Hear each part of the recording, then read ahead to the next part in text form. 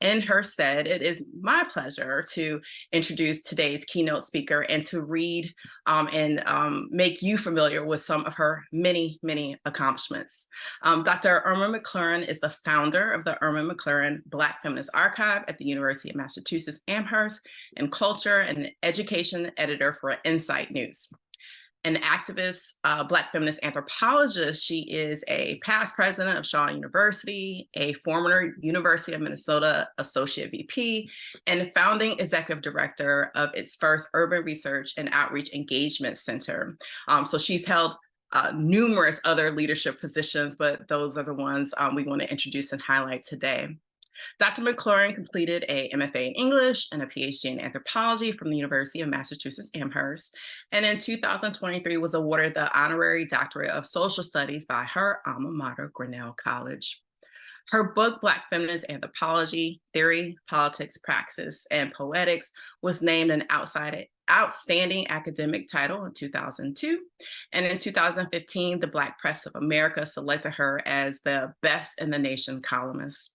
Recently, she was featured in the PBS American Experience documentary on Zora Neale Hurston, and that's where I personally encountered Dr. McClaurin before with HBW's NEH Institute on Hurston's work. And Dr. McClaurin is also working on a book manuscript on Zora Neale Hurston currently. She is a consultant and coach and serves on the advisory board of the newly established Center for Diaspora and Migration Studies at the University of Liberia. She's a freelance writer on Medium, Ms. Magazine, Insight News, and Indie Week. And finally, and not least, a collection of her Insight News columns, Just Speak, Reflections on Race, Culture, and Politics in America, is forthcoming this year. So we are very excited to have Dr. McClaurin back with HBW and excited to have her introduce today's sessions with her talk. Please join me in welcoming Dr. Irma McClaurin. Good morning, everybody. And let me just say, I'm pleased to be here. Let me just say that Dr. Mary Emma Graham and I met when I was a junior in college and she was a graduate student.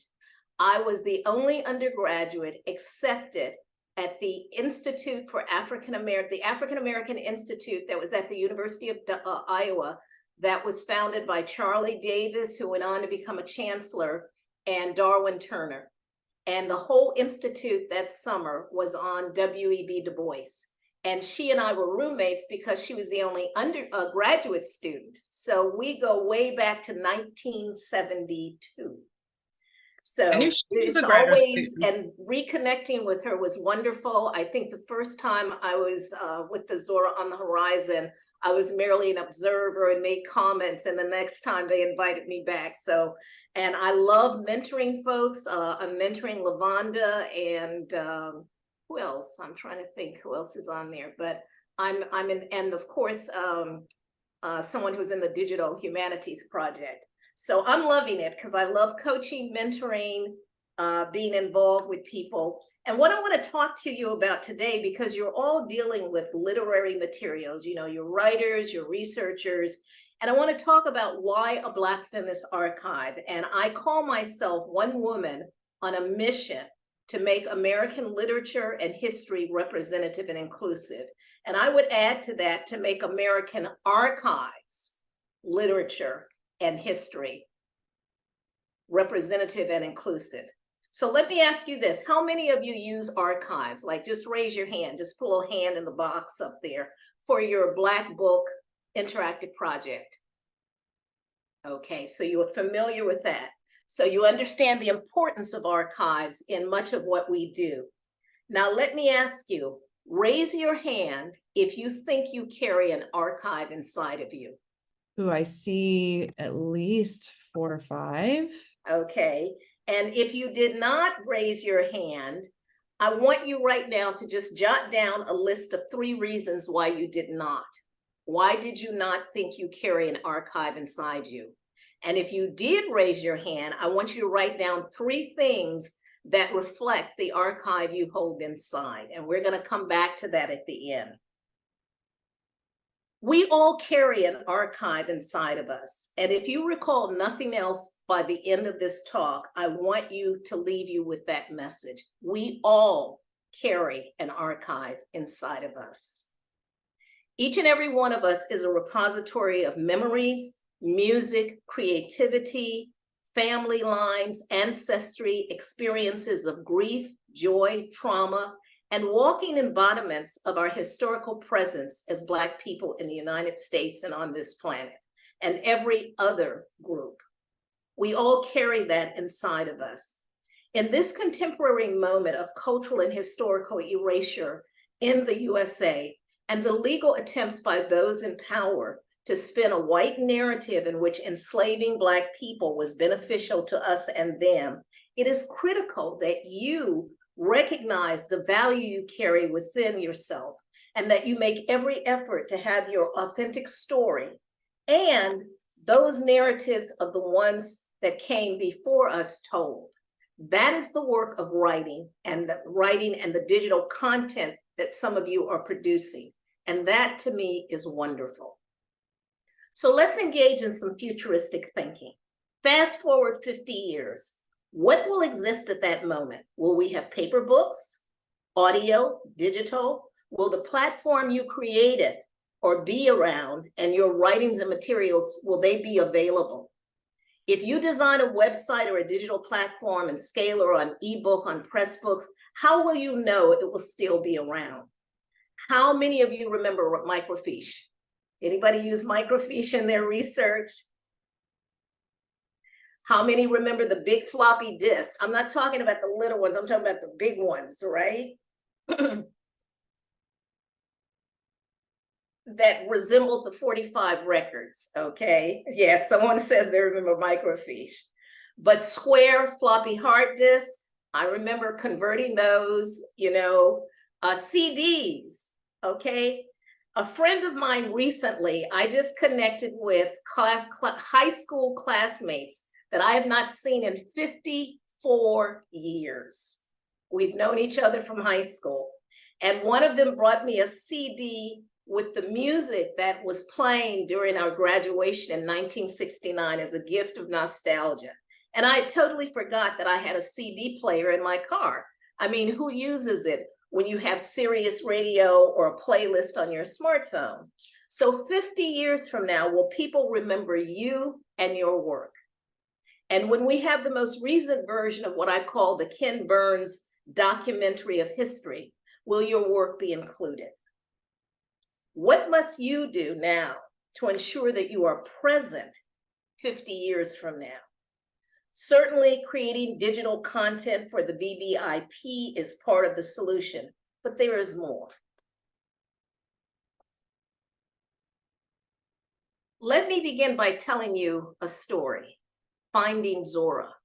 Some years ago, in 2002, wow, that's 21 years ago, I wrote these words in an article called Finding Zora that was published by an Explorer magazine at the University of Florida.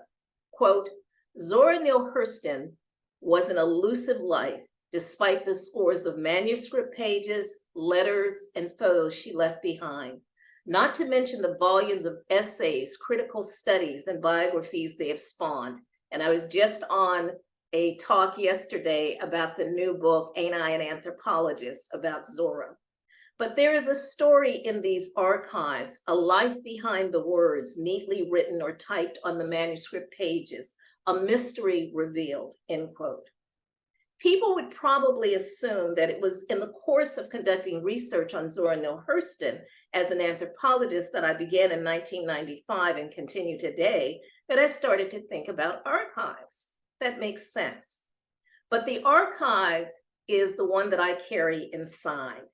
And that would be a false assumption. My journey to excavate the archive I carry inside can be traced from what I say from high school, yearbooks, correspondence, photographs, at that time, Polaroids. I have letters from graduate school from the noted Nigerian writer Chinua Achebe. I was his teaching assistant as well as his friend.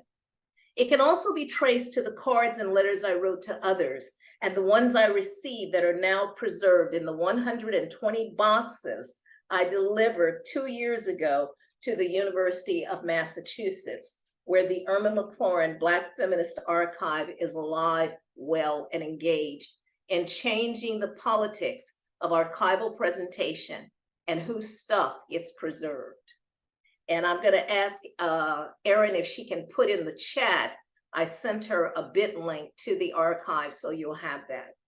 As I stated in an article I wrote for the UMass magazine, Black Women Visible and Heard, that was published in their alumni magazine, quote, the profound contributions of scholarship and activism made by Black feminists, and I would add just ordinary Black women like Fannie Lou Hamer on one end and Shirley Chisholm on the other, are still seldom seen in archives, so that the full record of our achievements remains under-recognized and underappreciated, end quote.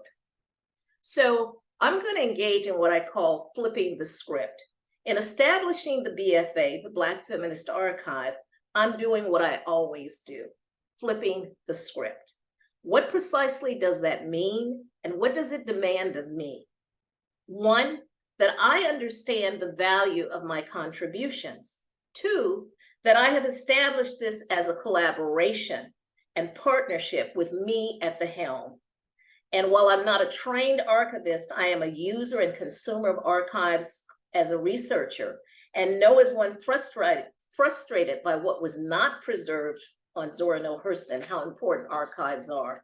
And let me just say as a side piece, I was in search of Zora Neale Hurston's field notes. You know, she was trained by Boaz, so I was certain that she had taken, you know, she had field notes. The only notebook that she left was the one she wrote on Harold the Great that's in the Smithsonian. I suspect that Zora was someone who was always on the verge of you know, being penniless, and that she would put her stuff in storage and then she would not be able to get it out.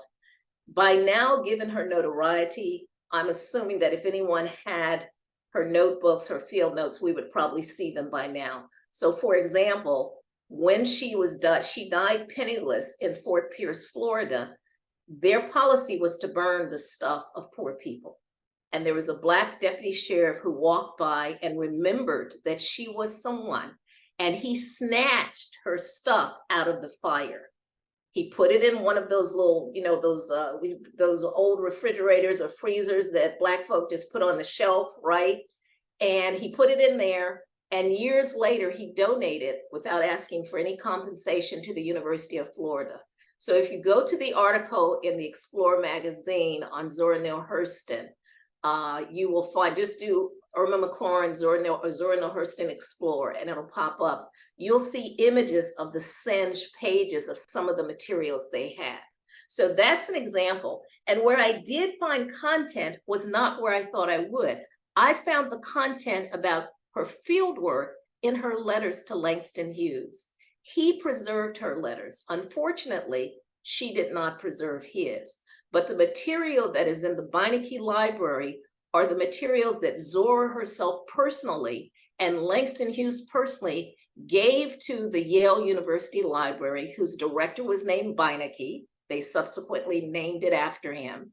They turned over photographs, telegrams, and if you've ever seen the book that was done by Lucy Hurston about her aunt, that pop-up book, they have created facsimiles. I think it's out of print. You can find one online, but it is a wonderful, you know, it's a wonderful place to see the kinds of things that Zora chose herself to put into an archive. So I'm also calling out, number 3, archives as sites of silences, omissions, and exclusions, and using the BFA, the Black Feminist Archive, as an intervention. So what does that mean specifically?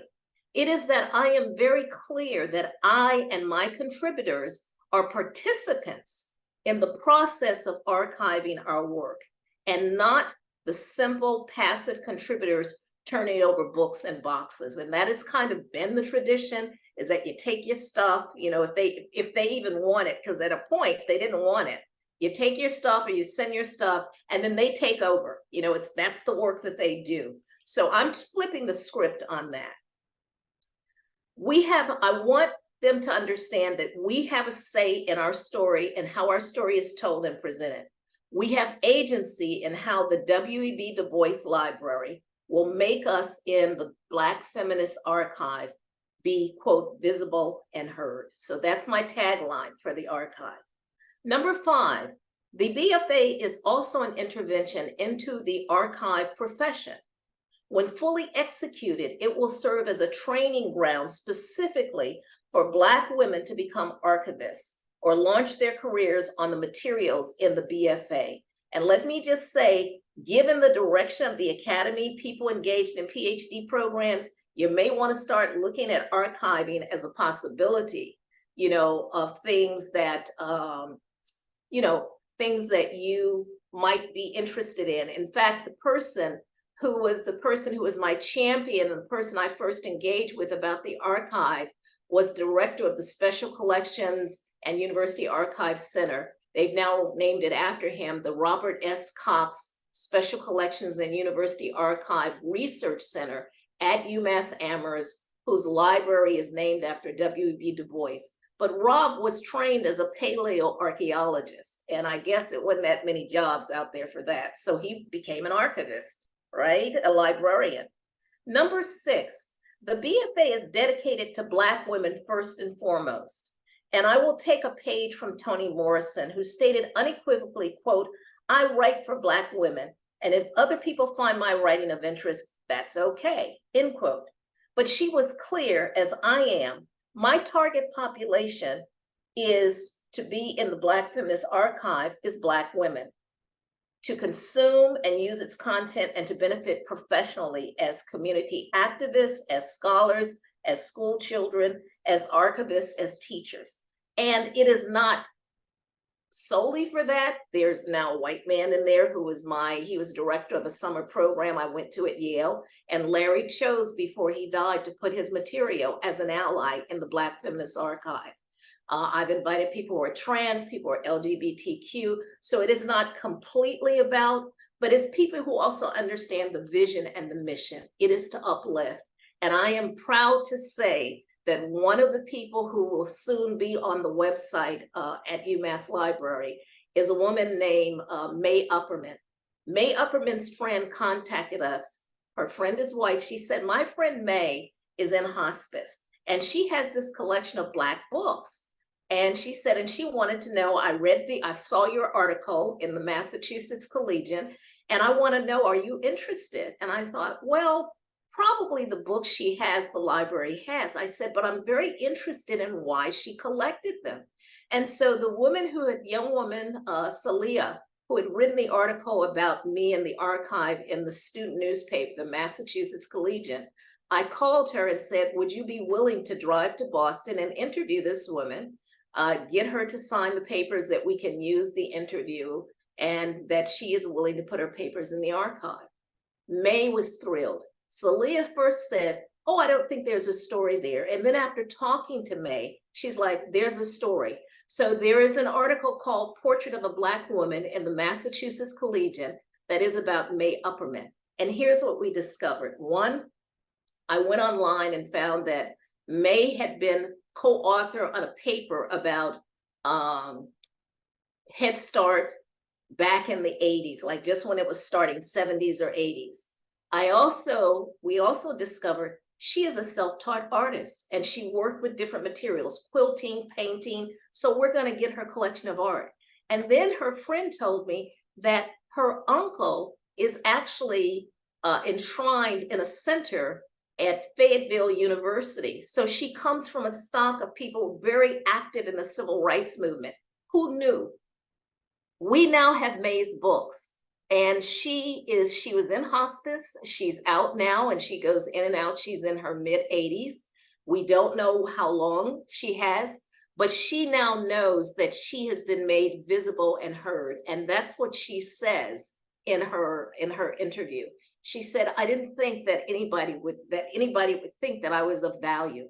And so that to me is what this archive is about, right? I am very intentional also about not using the term hashtag WOC, women of color, because it suggests that simply because someone has melanin in their skin that they are part of our history and struggle. And I don't make that assumption. I know there are problems with the term BIPOC, but it was created to call out Black, to call out Indigenous, and then other people of color. But it was to recognize the centrality of our struggle. I'm still figuring out what are good terms, you know, there are no good terms, but basically I want to really position the centrality of Black women. But I've invited Indigenous women to be part of the archive, as I said, trans people, LGBTQ, so anyone can be in it if they subscribe to it. It is dedicated, okay, so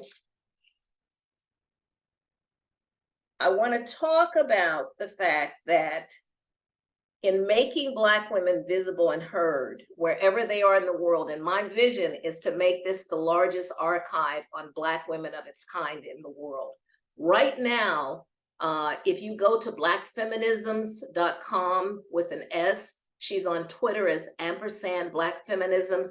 She has created a list of Black women archives, and I'm on that list. I think there's a group called Black Women Radicals or Black Radical Women's. They also have a list of Black women archives. Many of those are virtual. So one of the things that makes our archive unique is that I have a written memorandum of understanding with the university. The last dean of the library signed it, and it makes sure that the vision that I hold for the archive continues beyond me. Because what was happening is, as I said, the person who I started out with passed away. And then I had to sort of re-educate the next director. And I thought, you know, this can go on forever and I'm not going to be here forever. I don't know how long this brain's going to last. So the person who was in development said it would be easier for us to fundraise if you have a memorandum of understanding. And that was the best advice they gave us. I don't know any place else where someone turns over a collection, at least a person, Black person, and a Black woman who turns over a collection, you know, and then has a memorandum of understanding. So my work is the foundation, but it's really, the archive is an umbrella, and there will be lots of different kinds of people in there. One of the things I want you to think about, how many of you remember the story of Linda Brent, Harriet Jacob, aka Linda Brent? She wrote the book. And understand that we have very few narratives of Black women, slave narratives. Hers is one of the few. That's why it is so, you know, it has received such attention. So what is in archives, what gets preserved matters. So I'm going to ask you this question. What are you going to do with your stuff before somebody walks off with it? And this is from Ntozake Shange. Somebody almost walked off with all my stuff, not my poems or dance I gave up in the street, but somebody almost walked off with all of my stuff. Like a kleptomaniac working hard and forgetting while stealing. This is mine. This ain't your stuff. Now, why don't you just put me back and let me hang out in my own self? Honest to God, somebody almost walked off with all of my stuff and didn't care enough to send me a note saying I was late for my solo conversation or 2 sizes too small for my own tacky skirts. What can anybody do with somebody with something of no value on an open market? Did you get a dime for my things? Hey man, where are you going with all of my stuff? So I ask you, before somebody walks off with it, what are you going to do with your stuff? And I'm going to share the screen.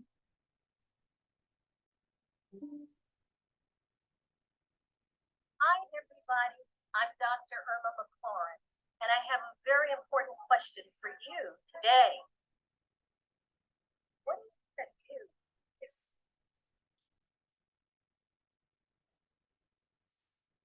founder of the Irma McClaurin Black Feminist Archive. My goal is to build an archival home for Black women. And the goal is to solicit contributions from women who are activists, artists, scholars, ordinary women, but people who have made many contributions that often go unrecognized. So what are you going to do with your stuff? So that question is something that I want you to think about, because I tell people shit happens.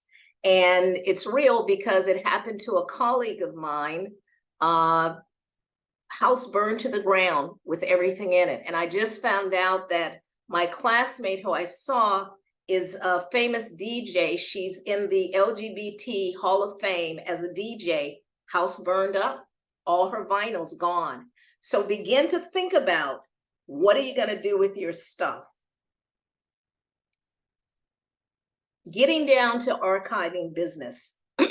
So archives historically were these domains of the wealthy and the elite, all white, majority men, and people of privilege, right? Museums and archives serve as confirmations that these people were somebody or had done something of note, even if it was simply consuming ostentatiously. Clearly, archives and museums were never intended for us to be included, unless it was to provide proof of our inferiority as Black people and/or women. But the BFA is a game changer. And if you preserve your own life, those of the women in your family, you will be well. What I wrote in one of the brochures is that a fundamental belief driving the BFA is that Black women cannot continue to be hidden figures, waiting passively for someone else like Ken Burns to discover us. We cannot continue to be an afterthought in campaigns to bring awareness to the strife of racial inequality. Rather, we Black women can demonstrate our own agency. Let me repeat that. We Black women can demonstrate our own agency by placing the materials documenting our lives, our stuff, into the BFA. This transforms the BFA into an instrument of advocacy and activism. This is what I was recently in Brazil. Afro-Brazilian women I met recently called empoderamento, and it means taking power forcefully. They actually rejected the use of the term empowerment, empoderamento, and they said, we want to take power forcefully, okay? We're not going to be empowered, we're going to take the power. For them, the term empowerment seems as if someone is allowing you and someone else is in control, and they want to be the agents of their own liberation. So what are the next steps? Begin to take all those papers you wrote for graduate school, high school, college, and put them in a box. Begin to download all that correspondence between you and scholars around the world or people who are supportive mentors. You can turn them into PDFs. You can do print and then make them a PDF and begin to preserve them. Or with the magazine editors about your articles and contributions. Think about all the things you wrote, those articles that didn't get published, right? Poems that you may have written. I've come across unpublished poems. I was like, wow, when did I write this? I actually made my daughter a birthday video because I came across this poem I'd written and apparently never given it to her. So she got it like maybe 30-something years late, but she got it, right? This is the stuff of which archives are made. But let me warn you this. Self-curation is a journey of discovery, disappointment, sometimes denial, memories, reconciliation, but knowing that you are building a legacy. So I want to talk about the Black Feminist Archive as a legacy. We have no way of knowing what direction the winds of change, white supremacy, anti-Blackness, homophobia, gender inequality, language, and religious intolerance will blow. Right now, in the current moment of erasure and revisionist white history and legislation, archives are primary sources, and they become extremely valuable and significant as sites of truth. You have the primary material there. You can take your children to an archive. You can go to an archive. You don't know what they will be able to learn in school, what kind of books they'll be able to read. People are burning books, banning books. We have no idea. So archives and libraries become very important. The Irma McClaurin Black Feminist Archive in the W.E.B. Du Bois Library at the University of Massachusetts is my legacy. It is the life experience of passing on, which is what the word legacy means. It literally means to pass on. Information, material, artifacts, published and unpublished papers, finished and incomplete poems, and my articles, my book contracts, my field notes from Belize, my photographs of people like James Baldwin, Tony Cade Bambara, Sonia Sanchez, my children, my family, the women I met in Belize, and so much more. Right now on this smartphone, I have 40,000 photos. I upload them automatically into a Dropbox. The university has digitized 397 of the black and white photos I took between 1974 and 1991. Nothing is more important in this world that happens without intentionality. And I'm intentionally on a mission to transform archives and American literature and history to be more inclusive and to ensure that Black women become even more visible and heard. And in that respect, change the way we think about literature, history, epistemology, anthropology, and the lived experience of Black people in North America and throughout the diaspora. So I want to actually, if I can do this, I'm going to share the screen again. I have a PowerPoint that I want to, there we go, share with you.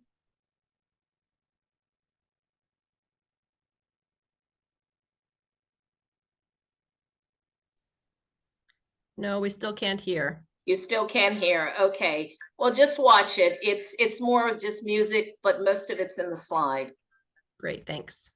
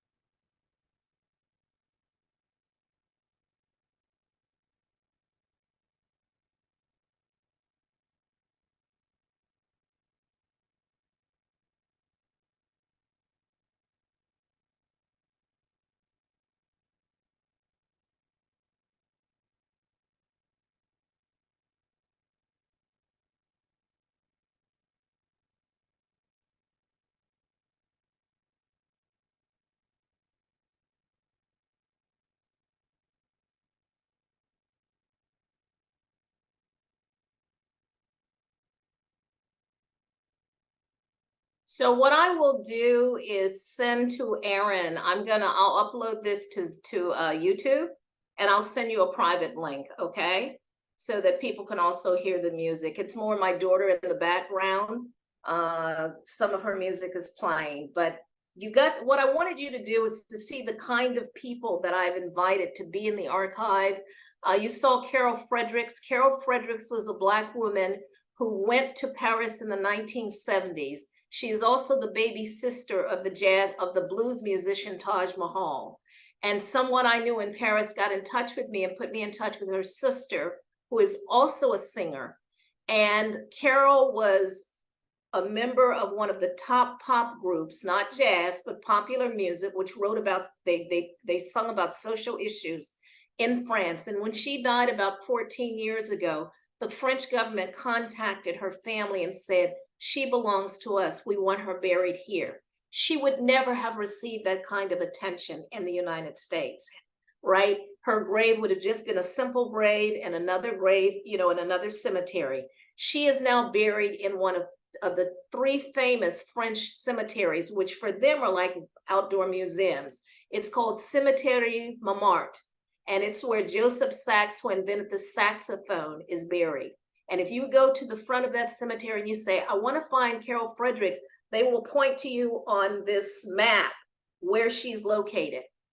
She is a star who could not be born, who could not be in the United States, right? We have A Star is Born. Well, this woman, like Josephine Baker and James Baldwin, they had to go to Paris to be able to live the kind of life they wanted.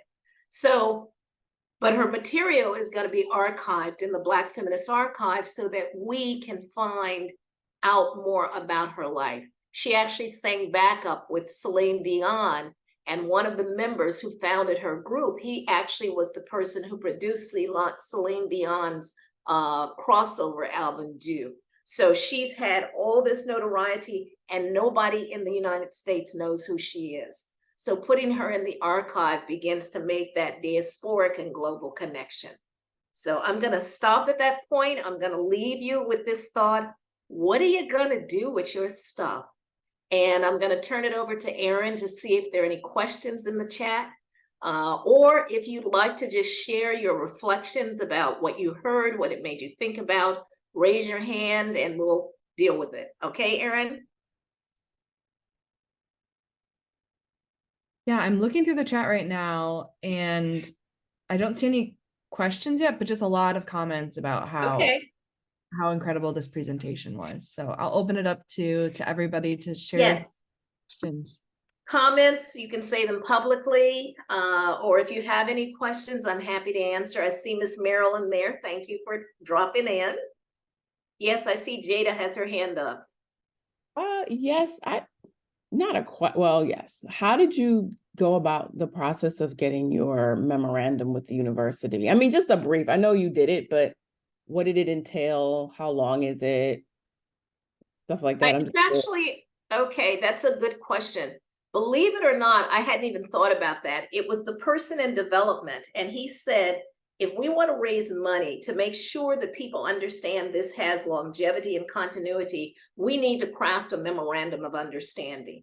And apparently they have them with other people. I don't know if they got one with Daniel Ellsberg, because they have the Daniel Ellsberg's papers too. But they crafted it and I looked at it, and I had an opportunity to give feedback and edit, but they'd actually done a pretty good job of it, in which it makes clear that the mission of this, and we're now putting this into the agreements that people sign when they contribute their papers, that they are part of a project whose mission is to make Black women visible and heard. But they actually crafted the language and then sent me the draft, and then I had a chance to go in and make any changes or things. And we have a provision that we will review it like every 3 years to see if anything has changed. And I can share it. I can share it with you. If Erin has my contact, you can reach me at McClaurin, my first initial, my last name @gmail.com. And I can certainly share with you what that looks like.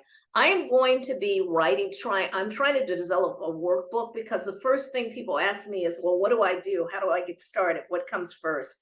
And so I'm working on designing a workbook. And I think part of that will be to have the memo in it. It definitely resonated. I'm a bit of a pack rat. I'm always trying to weed through things and be like, I got too much stuff. Recently, I came across a greeting card and I sent a picture of it to somebody, and she said to me, and I was like, yeah, I got too much stuff. And she said, no, keep that stuff, because we're going to need this stuff from our ancestors later. Because the person was actually her mom, who had written me a card that I'd forgotten about. And it's, her lovely handwriting. She wrote a really nice note, and I still had it somewhere, and I'm cleaning up and I found it. And she was like, no, don't feel that way. You should keep these things, because when people are gone, we'll still be able to hear their voices. So it definitely resonates with me, the idea of archiving. Again, when you're someone like me who has a lot of stuff, I feel like I need to get rid of more, but I need to just curate, what can be kept, and some stuff can just go. And let me tell you a story. One of the vice presidents at the Science Museum of Minnesota is a woman who helped to build the Understanding Race exhibit, Race Are We So Different, that the American Anthropological Association did as their first public education project. You can find out information on it by going to understandingrace.org. And I've written a poem on Sapiens called Are We So Different? Taking that title from it.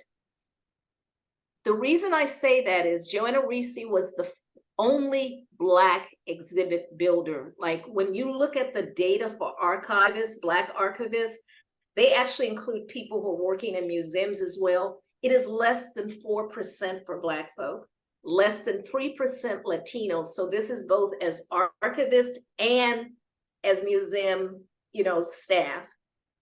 Less than 1% for Indigenous. Those are the numbers today in 2023. Okay, so there is a dearth in the profession. But I saw Joanna and I said, hey, the last time I went to Minneapolis, because my sister lives there, we met for lunch. I said, so what are you gonna do with your stuff? And she said, I got this job and I got all these notebooks she had kept, journals of exhibits she'd worked on. She threw them away because she thought her office was supposed to be nice and neat. This idea of pack rat, stop looking at your stuff like that. Start looking at it as archives, which means you need to protect it, as opposed to thinking you're a pack rat.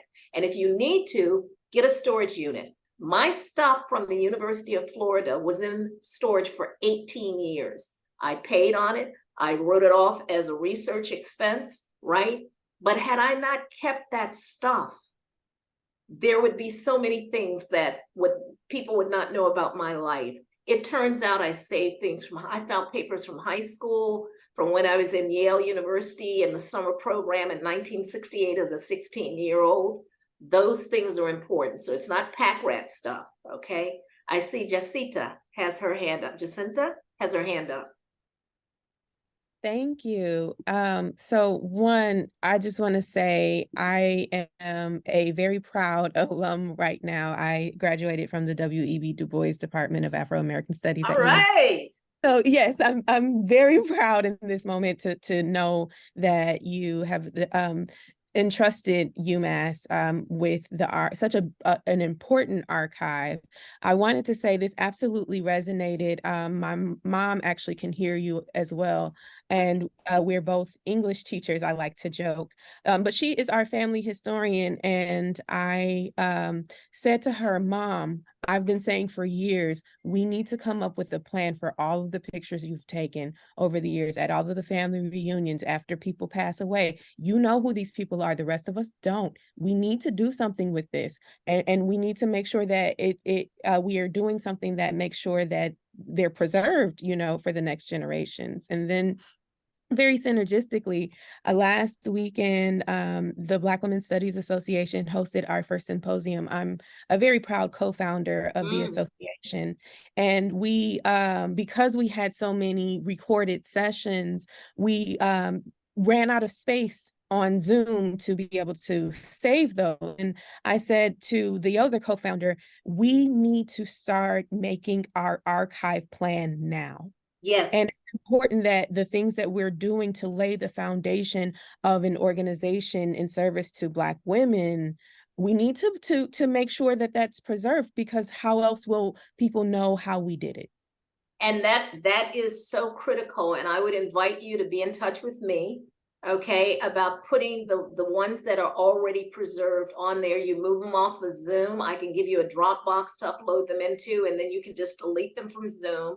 And then we can create a collection, because they're already digitized. It won't take long to put them on there. As I said, go to Credo or Digital Commonwealth and look up my name. You will find 397 photos. Of those, 51 are of James Baldwin, who used to come to UMass Amherst when I was there as both a student and later as an administrator, right? And those photos, just the photo of his mother that I have, which apparently is one of the few of her in existence, I've made almost $5,000 off of. Whoa. Because people, and if you look at, Essence just did an article about Toni Cade Bambara. Google Toni Cade Bambara and Essence, and the photograph of Toni Cade Bambara is my photograph. Wow. And you will see copyright Irma McClaurin, Black Feminist Archive, UMass. Okay, so this is important for your family, because now children, if you pass it on, children these days, if it's not digital, they're not necessarily going to save it. So you need some place to put the hard content. And let me just say this, nobody knows what is the lifespan of these digital platforms. We're using them now, but if any of you remember MySpace, it was here 10 years ago, 15 years ago, platforms change. So the hard copy stuff is still very much, important. And you will always have access to your content. It's not like the library takes it and then it locks it away. One, it will be online so everyone can see it, right? Mm-hmm. But if you need it for some place to get to it, you will always have access to it. So let's be in touch, okay? Because what you're doing, founding an organization, I just had someone get in touch with me because I had a photograph of John A. Williams, who apparently was one of the executive directors of something that was called the Black Arts. It wasn't the Black Arts Movement. It was a council that they had set up around Black art. And they were trying to get photographs. This is National Park Service. They were trying to get photographs of the executive directors. And apparently my photograph of John A. Williams popped up, right? So you just never know what the value of that's going to be. I see Cole, is it Kolu? Yeah. Cole, who has his hand up. Yeah, correct. Cole is my name. Thanks very much for this very inspiring and stimulating presentation on archives. But as soon as I hear the word archive, my mind goes to the conventionals, the books, the photos, and all other things. But I am wondering, what would an archive of things be like? There is an article that was written by Professor Tony Falola on ritual archives, that it looks like it's not every culture that gives credence or privileges the written word. What are the other means by which we can populate an archive that will speak about our footprint here on Earth? That's one. The second one is... Let me just answer one at a time, okay? I think part of it is that we have to be realistic, is that the concept of preservation is generally around material culture. Museums collect things. Libraries have historically collected books, papers. Now they're in digital content, so photographs, videos. I have a series called Why Anthropology, and the originals of those are all going to be archived. I encourage people, like when I'm working with clients or students, to begin to record their family members so that the oral history is captured. That is a reality that we have to deal with. So I understand what you're saying, and I think that we can take photographs of things, we can record things, and that way we capture the essence of rituals and, oral histories, oral traditions, people telling stories. But the world that we live in, the currency, the coin of the realm is one in which either documentation in very tangible forms is something that is a reality that we have. That's why I created my archive, because I want to make sure that we're part of that environment, that ecosystem, if you will. So hopefully that answered your question. And I know you had a second one. Very much so. This second one is more like a comment. And because you mentioned MySpace that has disappeared, and I want to assume that most of the people who saved things on MySpace have also lost them. And I have a very terrible habit of collecting and saving things that I write on Facebook into Word document. And I have close to 394 pages Word document of conversations I've had with people that I simply just copy and I slam them. And I'm thinking of calling it a diary of a Lagos dude, because they're not usually long essays. They're just responses to things and people comment on them. So I was wondering, what would be your comment on that terrible habit of mine? I think it's a good habit because I think technology has transformed the way we think about our work. So often when students are writing papers, you know, they write and then they overwrite and then they don't save. So what we lose in that process is how it came to the final version. So for example, I have on hard disk all the chapters of the book, Black Feminist Anthropology, which won an award. And when I'm writing, because I'm very conscious and can't tell you where this came from, but I saved correspondence and I saved every version of my book so that I have chapter 1, ABC final, chapter 2, ABCDE final. I saved those things. I now write all of my postings for my website. I write them in Word and then I upload them, you know, just copy and paste. Same thing for Medium. I write it in Word because I have another website called McClaurinsolutions.com. And if you see when you go there, it says archival website, here's a link to the current. And the reason I still pay for that is that archivists have not figured out how to save an active website. They can do Time Machine, which captures it in the moment. But I wrote a lot of blogs on there. And Coley, what I'm going to have to do is go back, retrieve those blogs and paste them into a Word document like you did. So I think you are absolutely on the right track. Absolutely, you know? And so keep doing it because that's your history. That's your record, you know? And thank you for that, because that really, it is. So people, all of you who are using Facebook, you got to like figure out a way to say, I told a friend of mine, you're putting that on posting. It may be here forever, but if something happens to you, other people can't get in and retrieve it. So start taking those comments and things and putting them in Word first and then putting them in Facebook. So you always have a record of it. Any other comments, questions? How are we doing on time, Erin? We have about 10 minutes left. Okay, I'm open. Ms. Marilyn, good to see you. We have a question from Austin in the chat. It reads, how do you get students, particularly younger Black undergrads, to understand that their voice is an archive? How can instructors empower our students to recognize the value in their voice? Any advice is greatly appreciated. Yes, go to Medium and look up the, it's sort of like a magazine called Representations. It was started by an anthropologist. I can give you her name. And what she did was she made it a class assignment. She had them, she's a white anthropologist who wanted them to know that there were Black anthropologists or diverse anthropologists. So the assignment was for them to do research and then write a bio of this person. She would help them edit it. And then she created on Medium a whole thing called Representations. And so their stuff gets published. Seeing your name in print really is something that I think is, you know, is very powerful. Amanda, it's Amanda Zuniger. Let's see, Amanda Zuner, Zunner-Keating. She also has her own column on Medium, and in it, she has a lot of examples of how she gets students motivated. She's actually created a digital textbook on anthropology that is inclusive.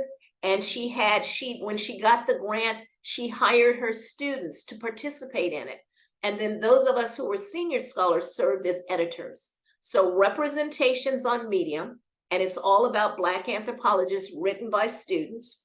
And then also Amanda Zunner-Keating, Keating, her column, which gives examples of how you can motivate students to be more invested. When they see their name in print, it's a motivator because it's public, you know? They can show that to their family, to their friends. Look what I wrote. You know, so I think you have to find ways to make it public or have them do TikToks, you know, where they tell the story. We're now doing for the American Anthropological Association. When I finish this, I have to do some rating of 3-minute dissertation videos. People are making videos about their dissertation. They have to tell it about it in 3 minutes. And so it's, have them you can create a YouTube channel, right? There are lots of different platforms, or an Instagram thing where they make something that's going to be on Instagram. There's so many platforms out there where you can make it public.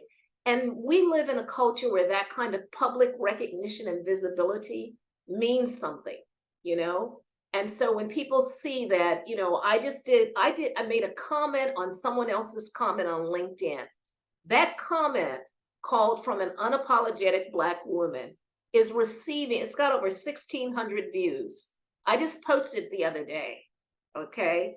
That's power, and to have them know that their words, people would, even if they have 50 people look at it, that's 50 more who would have seen it, so that's something to think about. Hopefully that answered your question.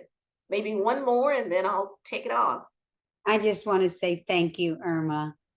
You mentioned me a couple of times. I want you to know that I'm actually here. It's not just the picture up there. I also wanted the group to know that you and I have known each other for quite a long time. And yes. And we have worked together and on digital projects, Maryland. Yeah, digital projects and the works that we've done together. You've convinced me should be deposited in the Feminist Archive. Yeah, that's what I'm going to do. Yay!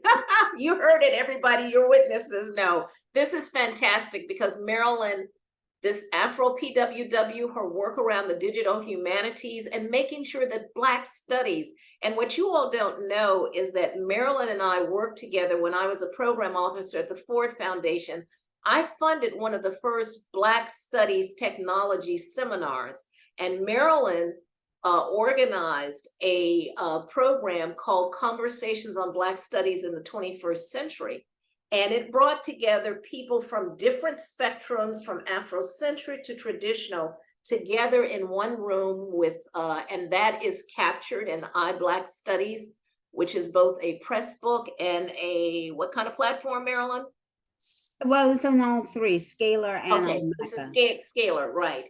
So you should look at that, because that represents, and we work together on that once a week for like over a year, to bring that into fruition.